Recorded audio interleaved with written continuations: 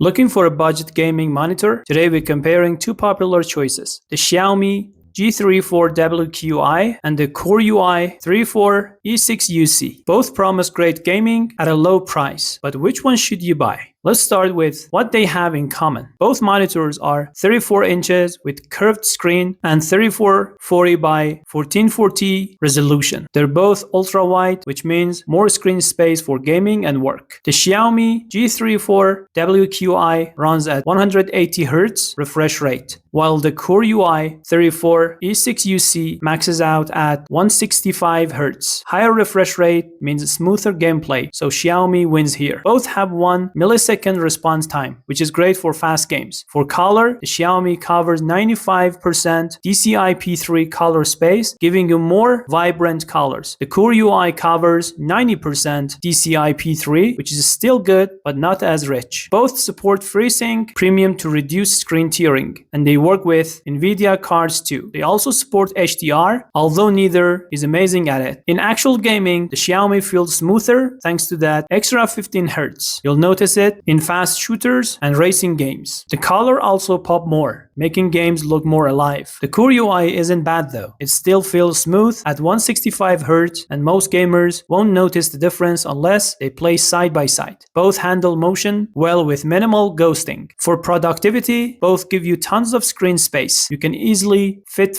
two windows side by side or have multiple browser tabs open. Both have solid stands with height, tilt, and swivel adjustments. They come with multiple ports including HDMI and DisplayPort. Both also have blue light filters to reduce eye strain during long sessions. The Xiaomi feels slightly more premium in build quality, but the Koorui is still well made for the price. Price is where it gets interesting. The Xiaomi typically costs around $300, while the Koorui is often $50 to $100 cheaper. If you want the best performance and don't mind spending a bit more, get the Xiaomi G34WQI. The higher refresh rate and better colors are worth it. But if you're on a tight budget, the Koorui 34E6UC is still a solid choice. You get 90% of the experience for less money. Both are great budget ultra-wide monitors. Your choice depends on whether you want maximum performance or maximum savings. Let me know which one you'd pick in the comments below, and don't forget to like and subscribe for more tech comparisons. See you next time.